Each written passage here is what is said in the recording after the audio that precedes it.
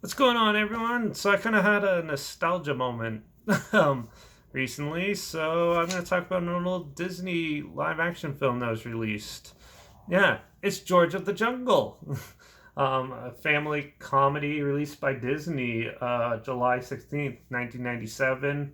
Stars Brendan Fraser as George, and it's produced by C. Todd Devlin, written by Dana Olson and Aubrey Wells, directed by Sam Wiseman, who's actually done quite a few movies in his, so far, like The Out of Towners, What's the Worst That Could Happen, D2, The Mighty Ducks, and Dickie Roberts' former childhood star. This is definitely a very slapstick film and is very well known for breaking the fourth wall, talking directly to the audience. And yeah. So I'm not sure what George of the Jungle is. George is a guy who survives a plane crash when he was really young, like five or something like that, and was raised by apes in the jungle.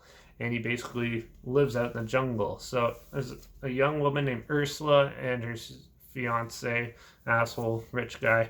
Um, yeah, go on like a safari expedition, and then she ends up getting into a little bit of trouble. George saves her, and then they end up hanging out a lot for the first half in the jungle at his home and stuff.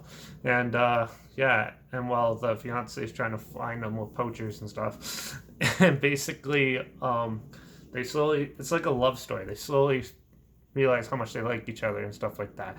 And then she eventually convinces him to come back to the city. So you get a jungle boy going through the city and acting ridiculous, and she tries to convince her parents this is the guy that she wants to marry and stuff. Yeah, this is a fun family comedy. It's a lot of it holds up still. It's still like slapstick, ridiculous. A lot of cheesy fart jokes and stuff like that are in this, but it's still a fun time. It's definitely nothing big or crazy to brag about. It's just a fun slapstick film. Like the elephant, like down here, is considered a dog in it, and he has a big bone and everything like that. The apes talk. There's some cool like practical effects, like people in ape suits, but with like animatronic heads and stuff like that, designed by the Jim Henson Company.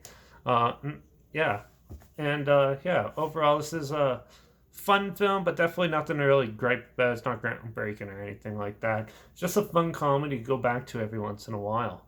And so I did, and I forgot how much I enjoyed it and stuff. I did not like some of the humor is pretty outdated now and stuff, and the CG is ridiculous to say the least. But yeah, it's still a fun little adventure comedy for the family and stuff. So I just wanted to come on here and share some nostalgia, and definitely go out and try to find this and watch it. Because again, if you've seen it or if you haven't, check it out. It's entertaining. This is the film before Brendan Fraser killed his career doing like a whole pile of other stupid comedies like this and acting like a child.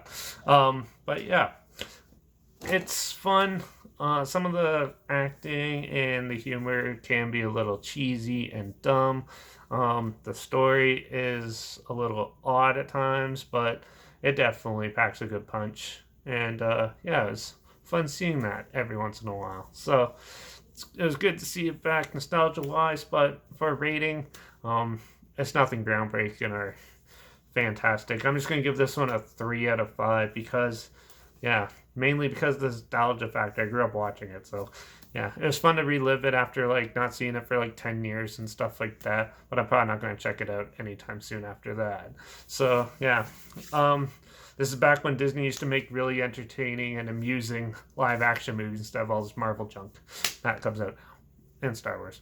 So yeah, it's good to relive that. Definitely check it out. There's an old school trailer link down below that I found on YouTube. So yeah, check it out if you haven't seen it, and or if you want to relive it. That's linked down below. Also, my Instagram's always linked down below where I post clips of films I'm going to review in the future on my stories. So make sure you follow me there.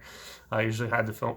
Put the film title and a hashtag somewhere in the video, and the subgenre of film is always on the video clips too. So if it's something you're not interested in, you don't have to worry about it and stuff. But yeah, so make sure you follow me on Instagram. Stay in the loop.